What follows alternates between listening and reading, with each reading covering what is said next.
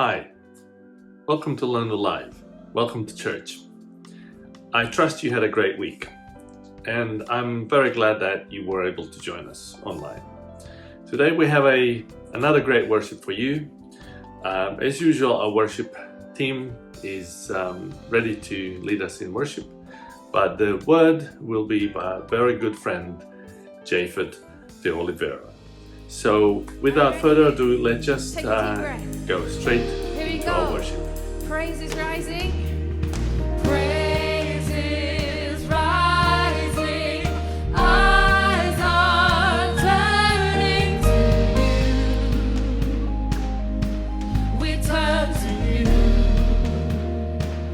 Hope.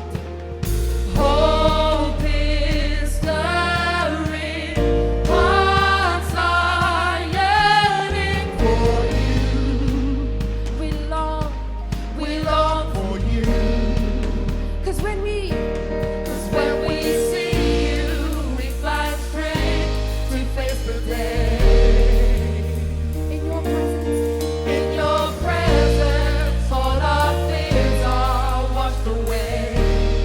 Washed away. Hosanna! Hosanna! Hosanna! You are the God who saves us, worthy of all our praises. Hosanna! Hosanna!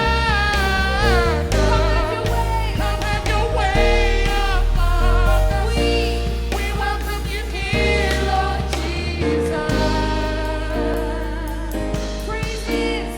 Praises rising. Eyes are turning to you. We turn to you. Hope is stirring. Hope is stirring. Hearts are yearning for you. We long for you. 'Cause when we see you, we find strength to face the day. In your presence, all our fears are washed away. Washed away. Hosanna, Hosanna. You are the God who saves us, worthy of all our praises. Hosanna, Hosanna. Come have your way among us. We welcome you here, Lord Jesus. Hosanna, Hosanna.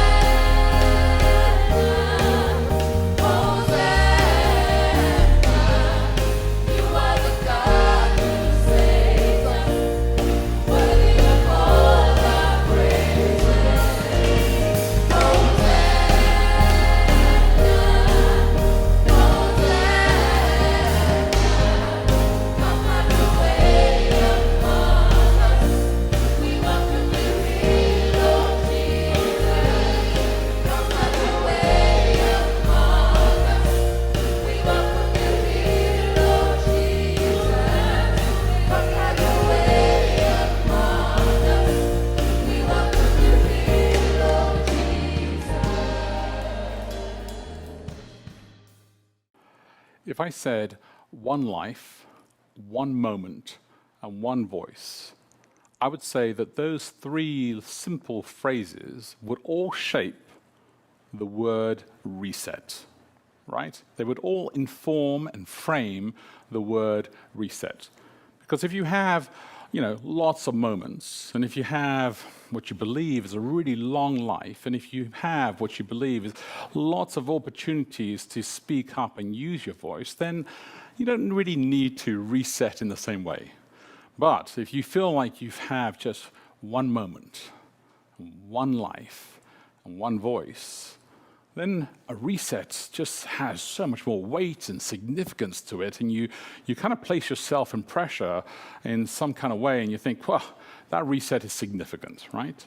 Now, there are all sorts of resets that take place in our lives, right? I mean, today could be a reset, this week could be a reset, I certainly hope it is. Today could be the transformative reset that you have in your life. We all experience those, and we have them in small and large scales, and they are from internal and external factors.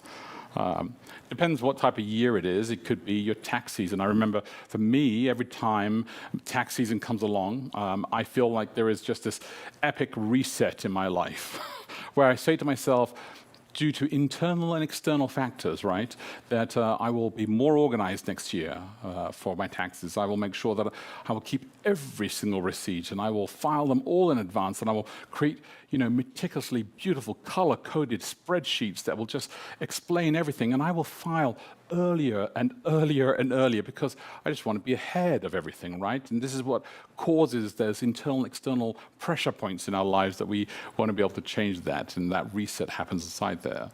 Or maybe when you go see the doctor. I actually have a pretty phenomenal doctor and a phenomenal nutritionist as well, and I went to see them recently. And when I say recently, as a pastor, when we say recently, that could be last week, it could have been yesterday, it could have been 10,000 years ago. I mean, you have no idea, right? It's just our storytelling ability that we have. So I recently went to see my pastor. Not my pastor, my doctor. Yeah, there you go. Now you know there's something weird about the story, but well, let's go with it. So I went to see my doctor, and here's what happened. My doctor said that I should go see this nutritionist, and she's incredibly gifted, incredibly talented. Everybody wants to go see her, so I sat down with this nutritionist. And second session, I came along to see her, and the second session, she asked me how I was doing. And I said, well, it's going okay. I'm doing, she asked me how I was doing on the intermittent fasting, and I said, well, it's intermittent. It's not as regular as it should be. And then she stopped and she said, this morning before I met you today, I had this impression about you. I was thinking about you, and I thought, man, I've got to tell Japhet this, that if he doesn't make changes in his life, if he doesn't reset his life, I mean, it's going to be fatal for him. And I was like, whoa, that was very dark. It's very scary. But I'm not really scared by that kind of stuff. And so I was kind of like, yeah, well, we'll keep on working some stuff out, right? So then I went and saw my doctor, and I was talking to my doctor, and he was asking me how things are going. And I found out, unbeknownst to me, that they talk. Go figure. That they collaborate and they talk, because the doctor said to me, we love you. We care for you. And I'm like, and I actually do believe that they really do. And he said, we love you and we care for you. People are motivated by either fear or love. And I was like, oh, that's what happened. She was good cop, bad cop. It was like she was like pushing me on the fear side, and now he's pushing me on the love side, and they're trying to reset me. And they're both playing at this thing because they care for me in their different ways and trying to find what motivates me to make the reset that I need in my life drastically to make in my life. And I was like, oh, and I was just not happy. Not happy about what was happening, in the sense of I wasn't happy about the whole love-fear idea. In fact, I really didn't start to listen to anything he was really saying, because all I was doing was thinking about, is it really love and fear? Are those the two motivating factors? And that's where my mind went to.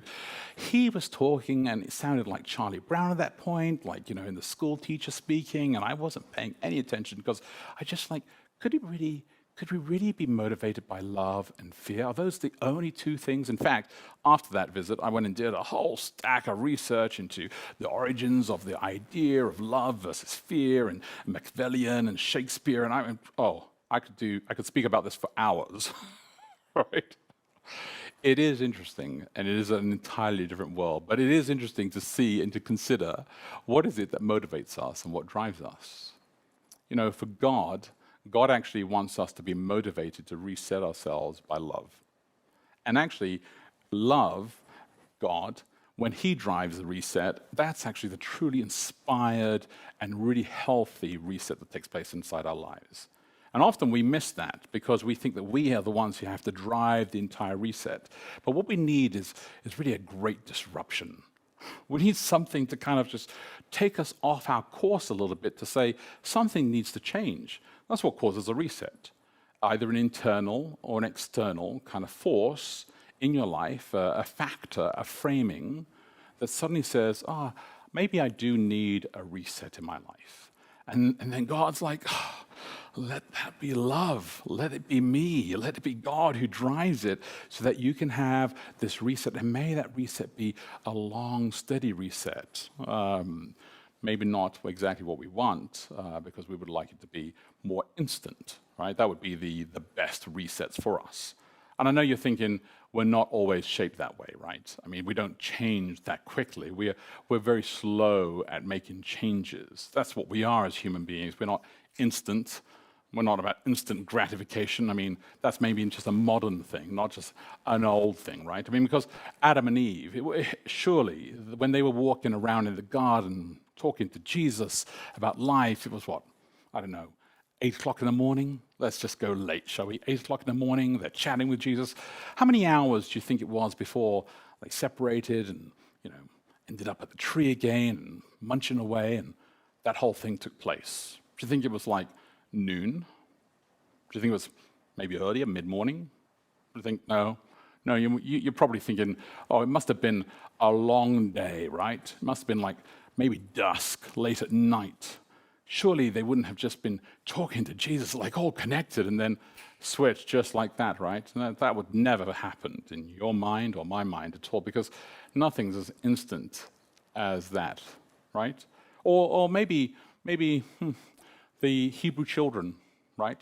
When you think about them, the Hebrew children, and they were in slavery for 400 plus years, and Moses comes along, and under the guidance of God, he rescues them out of Egypt, and they come to the river, and they've got the Egyptian army behind them, and then the miracle takes place, and the sea parts, and they do nothing, right? I mean, it's just a fantastic, epic moment in the Bible. Nothing. I mean, they do nothing in the sea parts. They cross it. They're like, oh my goodness, God is with us. This is a miracle. I'm just so connected, so thankful. We have been saved from the whip 7 days a week for our lives. Generations will change from now on. And then how long was it before they were at the base of the mountain? Was it years? Was it decades, or less than 40 days before they were building a golden calf and having an orgy and worshiping somebody else? I mean, it's instant, right? That kind of reset just failed right just there. I mean, it's kind of interesting, isn't it? I think when we're looking at Bible stories, First and Second Testament, and I have this belief and this model that I've used a lot of times, and I'm actually going to refer to it because it's based on that beautiful Lamborghini behind us. I think that we sometimes look at models as just as this kind of big picture thing, and I think it's really important to see them as the big picture idea. And I would call that the Duplo in Lego world. That would be Duplos, like really big picture stuff. But then there's also the technique, like this car behind me, is where it's like lots of little pieces all coming together. When I look at the stories of Adam and Eve, and I look at the Hebrew children, I think there's the Duplo story, but then there's just these little nuances that we kind of just wash over sometimes because we don't want to really address the fact that a reset can happen so quickly, and we love instant resets. And it's just kind of our thing inside us, and that's the technical stuff inside there. And it didn't end there. It continues in the Bible, in the First Testament, multiple stories. Great heroes. Elijah, right? I mean, you think about the story, you read the Duplo story where he's standing on Mount Carmel and fire comes down and destroys the entire altar. I mean, he's just connected to God. I mean, it's brilliant. And the next moment, he's running away from Jezebel, worried about one person, hiding in a cave, just like begging. In fact, it's actually the same cave that Moses went and talked to God. That's where Elijah went to. He just goes and hides in that same cave because he wants to actually engage in God. I mean, he's just desperate to get back inside there. He just doesn't know a way out because instant he's trying to be able to sort that out. That's the kind of like technical stuff taking place inside the story. It's just rich inside there. So resets are very, very common. And they're all through the entire First and Second Testament, all the way through. And they're in our lives as well. And I think we should give people a little bit of grace with resets. I think we should let people understand that, not everybody changes as quickly as they'd like to, and some people love to change really quickly, and some people, you think that they've made this huge transitional change, and then you realize that it hasn't lasted that long. Maybe they went on that intermittent fasting for 1 day, or 2, or 3, and then they realized that, boy, it's rather hard. With me? And so then we did an instant reset on the other direction. We were like, oh, maybe I should eat. Are you with me? It's just there's a journey that needs to be motivated by a different factor. And it's not fear, but it is love. But it's not just our love, but it's love from God. And it takes this much longer story inside there.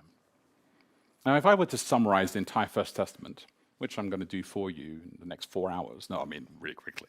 I would say that it is actually about God dwelling with us and God saying, not only do I dwell with you, but even though you reject me, I have just been chasing after you to help you to come back. And all I want you to do is to come back into the fold so that we can actually live together, walk together in the garden.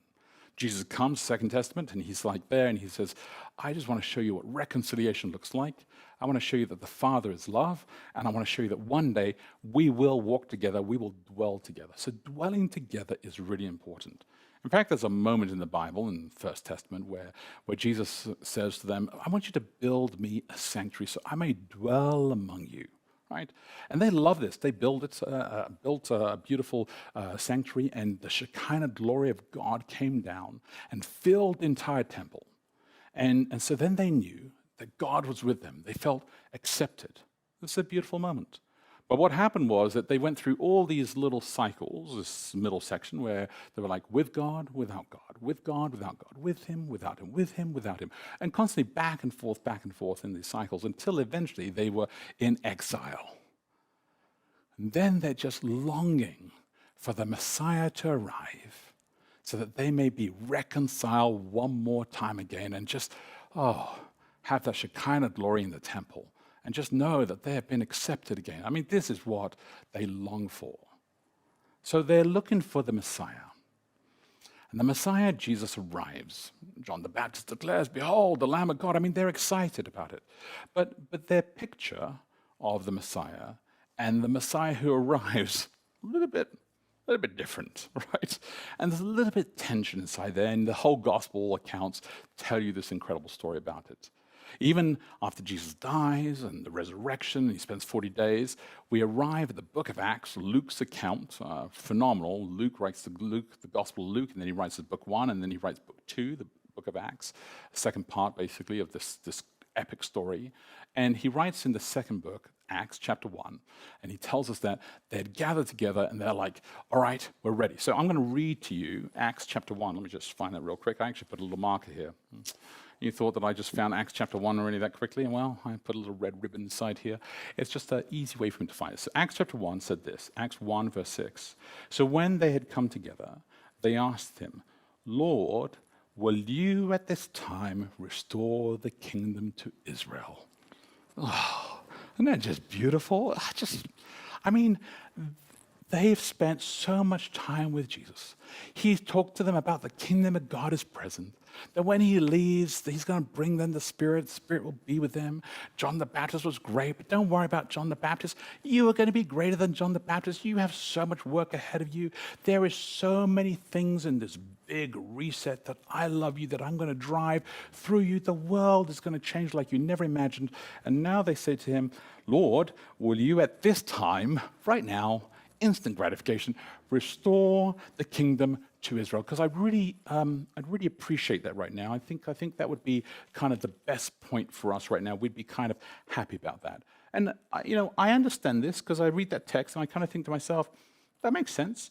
I mean, that's what they did. And this is what they did. They went into this kind of like panic mode, right? And they elect leaders.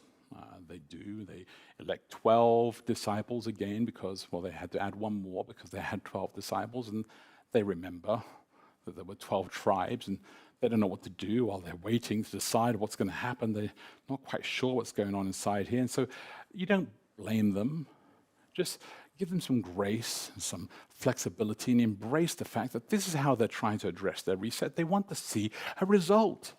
I mean, that's what you do when you go on your instant fasting thing. You want to see instant six-pack like tomorrow. You want to be able to see great results tomorrow. Maybe even today would be great, right? And this is what they wanted. They wanted to feel the reset. We want that when we commit ourselves to Jesus. We're like, all right, today, reset my entire walk with God. And we want this kind of like incredible encounter with God every day to just be like phenomenal. And Jesus says, well, it's instant in the instant that you have accepted, but the journey, it's different. It's not what you think it is. It's just there's so much more entailed in all of this. But they're like, well, we've got 12 disciples and 12 leaders, and what do you know? That's what we actually need to do. And so Jesus says, well, no, I'm actually going to tell you a story instead. He tells them, I'm going to build you into more of the rocking chair style story. And you're like, what is a rocking chair style story? Well, when I was a kid, in England, BBC, basically the British Broadcasting Channel, had two channels, and BBC One and BBC Two. That was pretty fantastic, right? Today now, I live here in the United States, and we have, I don't know, zillions of channels, and in England we have loads of channels as well, but back in the day, it was two channels, and they actually went off at nighttime, and they were like, it was like this test signal would come on, so you knew that your TV was still working, but nothing was really coming through. In the evenings, there would be a person who would come on. It was actually for the children, and he would literally sit in a chair and rock back and forth, and it was called Jackanory. And Jackanory was just a story. The guy would literally just take a book like this and just read a story to you, and I would just sit in front of the TV just like, oh my, that's just so amazing. I mean, the set must have cost the BBC a fortune to have, one camera, 3 lights, and a back wall. And they're like, all right, we've got the whole country now. Well, we'll go to the library. We won't even buy the book. We'll just go to the library and just get one of the books and, okay, just read the story. But the thing is this, is that it was something very powerful about telling a story slowly, seeing it, hearing it, and being in that space again, which was very important. The art was inside there. We're not really much about that these days. In fact, it's actually very difficult for us to listen to things that are lengthy. We tend to want it to be, multifaceted. I remember when I saw the movie Back to the Future, and the guy had, I think the actor there, he had like Michael J. Fox had a future where he had like all these TV screens where it was like 15 channels. I remember as a child watching that, thinking, oh, that's really funny. Nobody will ever have a TV that has 15 channels. That's not the future. That's just really weird. And lo and behold, now, when I multitask, I like to have like 4 or 5 different screens open and thinking of different ideas. And it's just, it's a different world, right? But there's something beautiful about a long story. And a reset is actually like a Jackanory story. It's actually beautiful.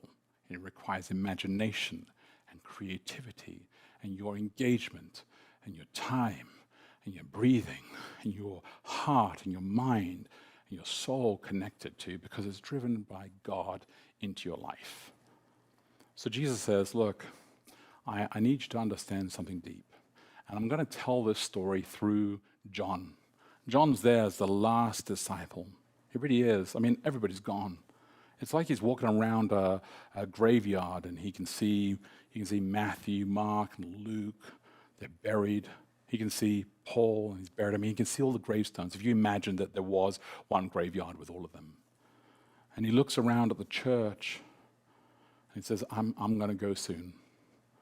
And I need to make sure that I write something that I tell them, because I feel the Spirit is telling me to pen something, to tell them a story that will help them reset their lives all the way through to the year 2017 and 18 and 19 and 20 and beyond this year 20. I mean, and move us forward. That's what he's saying. He says, I need them to look forward into the future. I need them to write something that will take them through.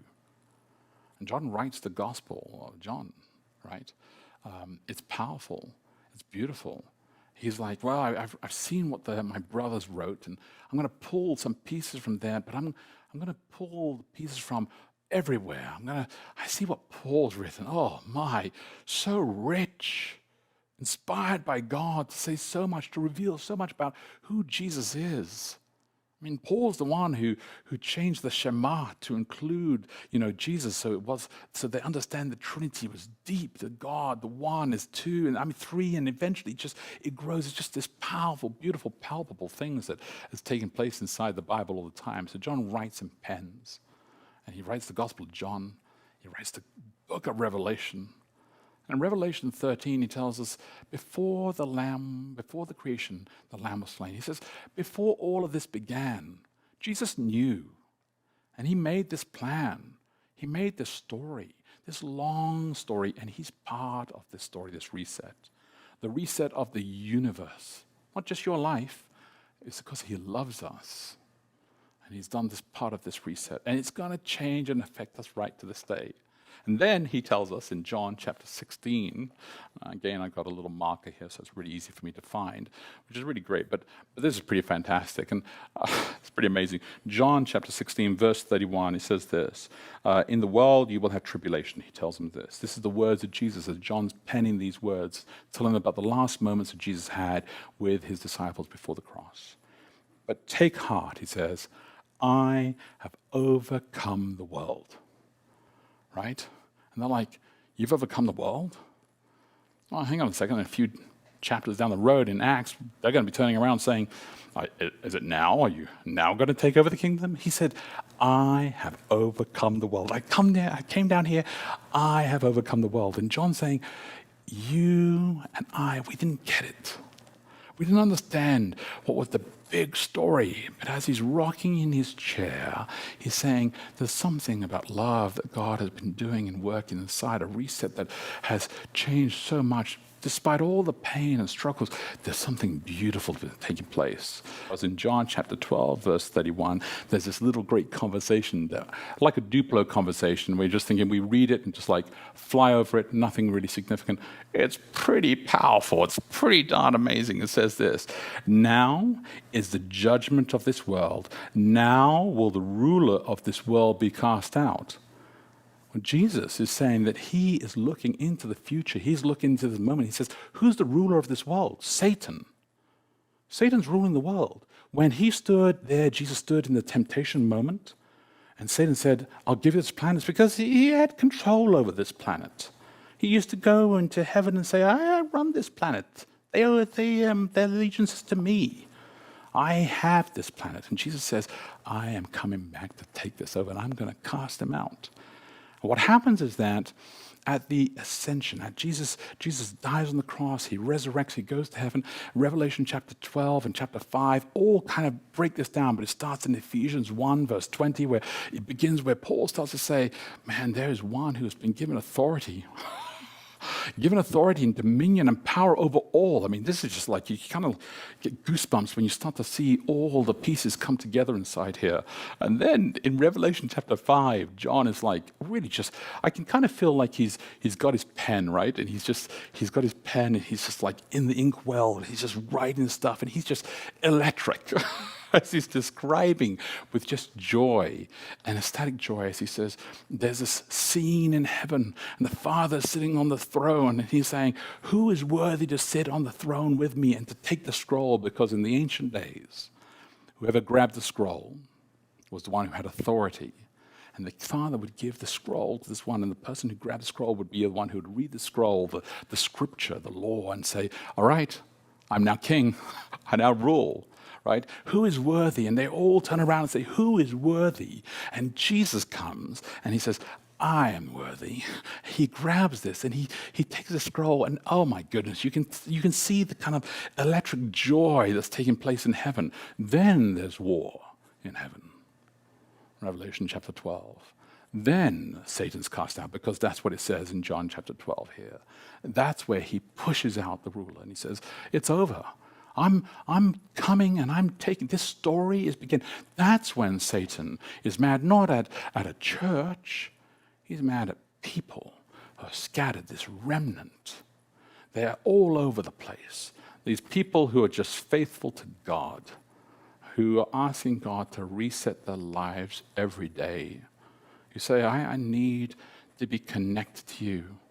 And these people, oh, man, they're just a joyful people. They're happy people, but man, they're in trouble all the time as well. They're just like in kind of this tension all the time, but they are in constant reset because of the love of God inside them. That's who the dragon's actually upset with. And he's chasing them around like crazy because he just knows his time is limited, which is what the story of Revelation is all about. That we have this one voice, this one moment in time where we get to speak with clarity. And no, our resets are important, but they have to be driven by Jesus. G.K. Chesterton wrote this quote, and I'm going to read this to you. It says this, Jesus promised his disciples three things: that they would be completely fearless, not driven by fear, right? That they would be absurdly happy, right? Which is all the Sermon on the Mount is just driving underneath, and in constant trouble.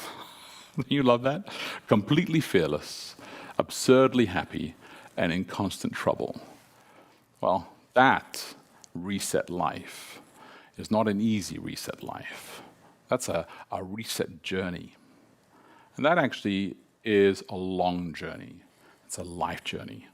But it cannot be driven by an action that we just take. It's only driven by love that comes from God, that dwells inside us. And that's what this whole book of Acts was all driving towards, and what John was penciling in his letters, in the gospel, in the book of Revelation, what the whole Bible is driving to, is that God says, I want to dwell among you. I want to walk among you again. I want you to walk among me and be with me as well. I encourage you to accept the joy of the reset journey, but it is a journey. It's more of a rocking chair, gentle journey. But remember, with the journey there is incredible, no fear, absolute happiness, and constant great trouble. And in that trouble, we'll have Jesus by our side all the time. God bless you, love you, look after each other. You are not a God created by human hands. You are not a God dependent on any mortal man. You are not a God in need of anything we can give by your plan. That's just the way it is. You are not a God. You are not a God created by human hands. You are not a God dependent on any mortal man. You are not a God in need of anything we can give by your plan. That's just the way it is. You are God alone from before time began. You are on your throne. You are God alone. And right now, in the good times and bad, you are on your throne. You are God alone.